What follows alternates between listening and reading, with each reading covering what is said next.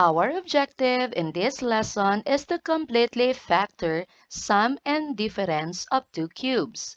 But before that, here are the answers and extra problems I gave in our previous lesson. Write your scores in the comment section below. Now let us talk about perfect cubes. When we say perfect cube, it is a term wherein you can take the cube root evenly, meaning there is no decimal or remainder. Perfect cubes are expressions multiplied by itself 3 times. Let's have an example. 8 is equal to 2 times 2 times 2. So 8 is a perfect cube. The cube root of 8 is equal to 2 because when we multiply it by itself 3 times, it gives us 8. Let's have variable. X to the 6 is equal to x squared times x squared times x squared. So, x to the 6 is a perfect cube. The cube root of x to the 6 is x squared. When we multiply x squared by itself 3 times, it gives us x to the 6. It's easy to determine the cube root of a variable. How? We simply have to divide the exponent by 3. Now, how about for the constants? For the constants, you have to familiarize yourself with perfect cubes, such as this one. But it doesn't end here. Now, let's have an activity. Who's perfect? Are these perfect cubes? If yes, what's the cube root? Number 1, x to the 9th power. Can we divide 9 by 3 without having a remainder? Yes, 9 divided by 3 is 3. So the cube root of x to the 9th is x cubed. Next, 27. Is there a number that when you multiply by itself 3 times will give you 27? Yes, there is, and that would be 3. How about 1? Is it a perfect cube? Yes, it is, because 1 times 1 times 1 is still 1. So the cube root of 1 is 1. Next one, combination of constant and variables. Can we divide 10 by 3 without having a remainder? No. So the answer here is no. Last one, the cube root of 125 is 5 because 5 times 5 times 5 is 125. For the exponent, can we divide 6 by 3 without having a remainder? Yes. 6 divided by 3 is 2. Therefore, the cube root of 125y to the 6th is 5y squared. Once again, let us recall our concept map in factoring polynomials. The first thing that we have to do always is to determine if there is a greatest common factor. Again, this one here is the greatest common factor, while this one is the remaining factor. After that, we have to ask ourselves if the remaining factor is a binomial, a trinomial, or a fourth-term polynomial. If the answer is binomial, we have two options. Is it a difference of two squares? Or is it sum or difference of two cubes? In our previous lesson, we have learned how to factor difference of two squares. But what if the remaining factor is not difference of two squares, but sum or difference of two cubes? So today's discussion will focus on how to determine the factors of sum and difference of two cubes. In symbol, it is written as a cube plus b cube. This is for the sum because we have the operation here, addition. And 2 cubes because we have two exponents that are both third power. Now for the difference, it looks a cube minus b cube. Difference because of the operation here, subtraction. And again, 2 cubes because of the two exponents that are both to the third power. Now, how do we get the factors of sum and difference of two cubes? Here are the steps. Step 1, form two pairs of parentheses. Let's create one here and another one here. We're going to do it simultaneously. Step 2, write the cube roots of the first and second terms of the binomial. This will be the terms in the binomial factor. So we have to determine the cube root of a cube, which is a, and the cube root of b cube, which is b. And we're going to write it in the binomial factor. The first parenthesis is for the binomial factor, while the second pair of parentheses is for the trinomial factor. So again, the cube root of a cube is a, the cube root of b cube is b. Let's write it down. And also here. Next step, connect the two terms of the binomial factor with the same sign as either the sum or the difference of two cubes. So if this is plus, then we're going to write here plus. If this is minus, then we're going to write here minus.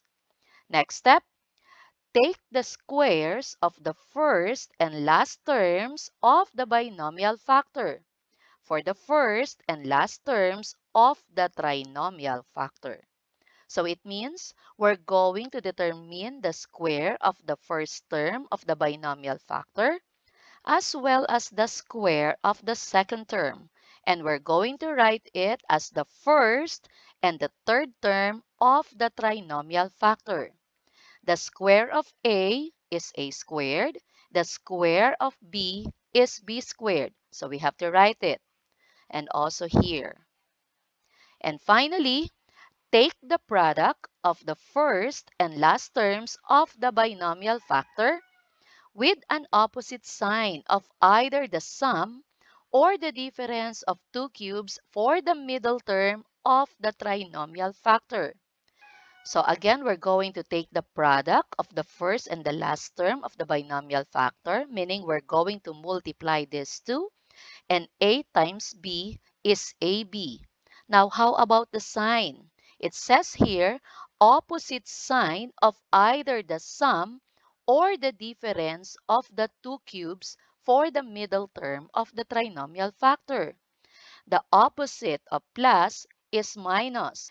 So the middle term here will be minus the product of a and b, ab. So minus ab.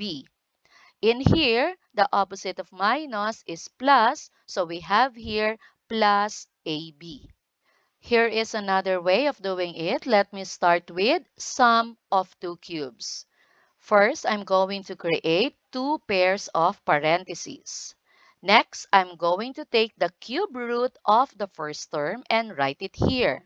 The cube root of a cube is a.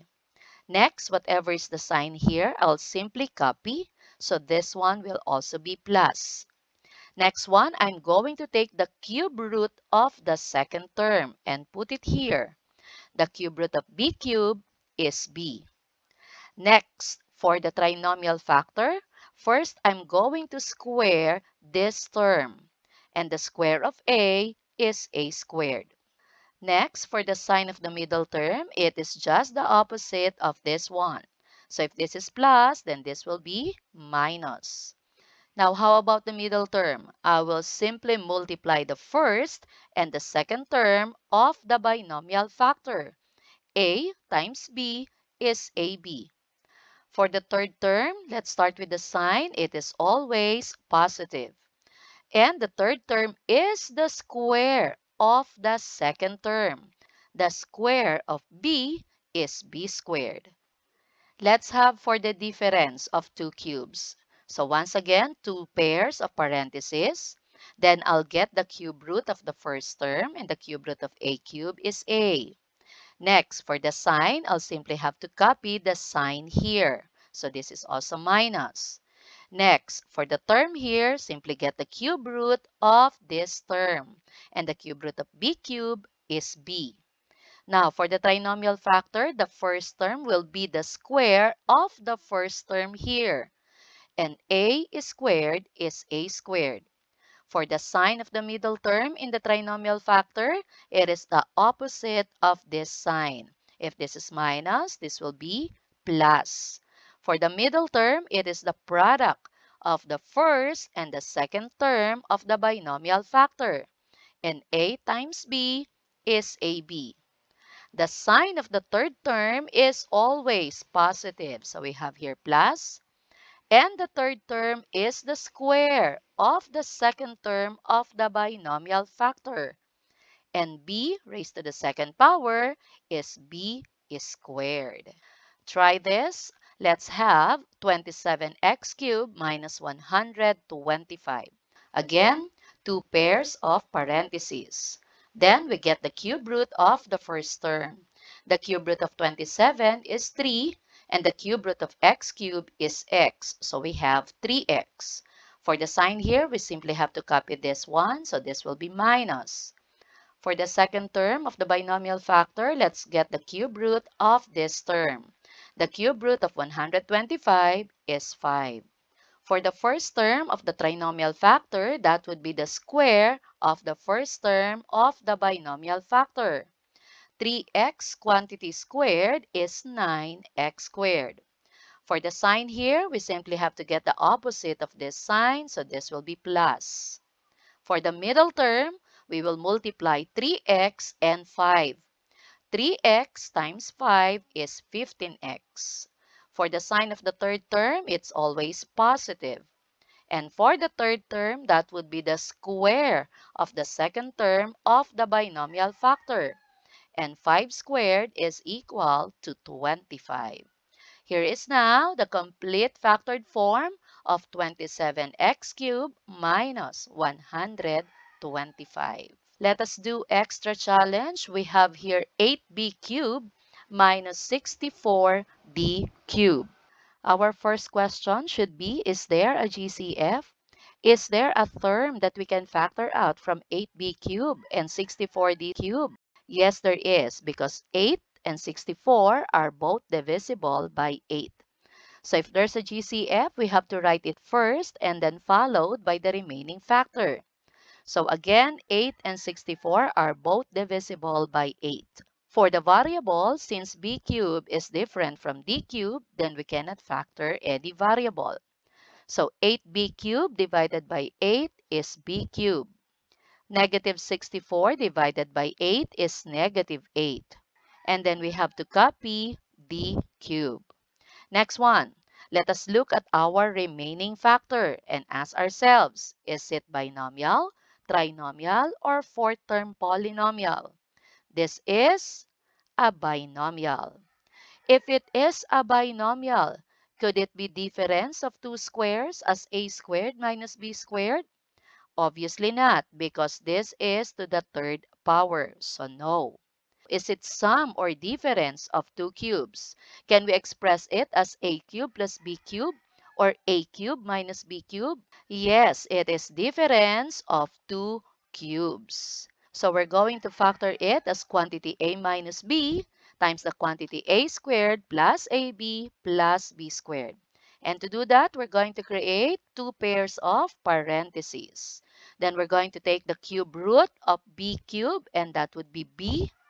Whatever is the sign here, if it is minus, so we also have minus. Then let's get the cube root of 8d cubed. The cube root of 8 is 2. The cube root of d cubed is d. So we have 2d. The first term of the trinomial factor is the square of this term. So b is squared. For the sign, take the opposite of this sign. So this will be plus. For the middle term, we simply have to multiply these two terms here. So b times 2d is 2bd. For the sign of the third term, it's always positive. And for the third term, we simply have to square this second term here. 2 squared is 4, d squared is d squared. So we have 4d squared. So this is the complete factored form of b cubed minus 8d cubed. But wait, don't forget our greatest common factor, which is 8. Now, this is the completely factored form of 8b cubed minus 64d cubed. For the summary, here are the things that we learned in this lesson. Here are the conditions for sum or difference of two cubes. Of course, it should have two terms. And the terms are separated by plus or minus sign. And then each term is a perfect cube. And again, here are the steps in getting the factors of sum and difference of two cubes. Now, it is time to check your understanding. Pause this video for more time.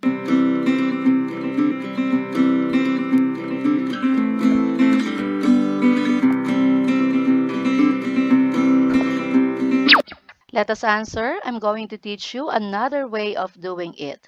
So we have here 216x cubed plus 8y cubed. 216 and 8 are both divisible by 8, so we can factor out 8. This is our GCF. 216x cubed divided by 8 is 27x cubed. Positive 8y cubed divided by 8 is positive y cubed. Now let us examine our remaining factor. And this is a binomial. There are two terms. This is not difference of two squares because this is not minus. Now, is it sum or difference of two cubes? It is sum of two cubes. So let us factor this. First, I'm going to let 27x cubed be my a cube. And then I'm going to take the cube root of this. The cube root of a cube is a. The cube root of 27 is 3. And the cube root of x cube is x. So a is equal to 3x. And then I'm going to square this. 3 squared is 9 and x squared is x squared. So my a squared will be 9x squared. I'm going to do the same thing with my second term here. I will let this be equal to b cubed. And then I'll get the cube root of this 2. The cube root of b cubed is b. The cube root of y cubed is y. So b is equal to y. And then I'm going to square this. Y squared is y squared. So my b squared is equal to y squared. And then I'm going to multiply a and b. So 3x times y is 3xy. Now my terms are complete. I'm going to put this inside my two pairs of parentheses. For the first term here, this will be my a, which is 3x. For the sign, I'll just copy the sign of the given. For my term here, this will be my b, so this is y. For the first term of my trinomial, this will be the square of the first term, so this will be 9x squared. For the sign, this is the opposite of plus, so this is minus. For the middle term, this is the product of a and b, so this is 3xy. The sign of the third term is always positive.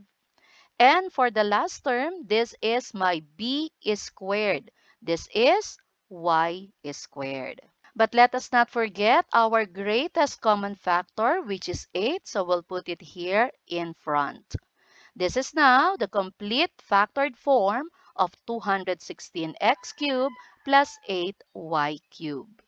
Gets? Here are some extra problems that you may want to work on to master this topic. I have shown you 3 different ways of determining the factors of sum and difference of two cubes. You may apply any one you wish in these 5 problems. And again, watch out for my next lesson where I reveal the correct answers. Our next lesson is perfect square trinomials.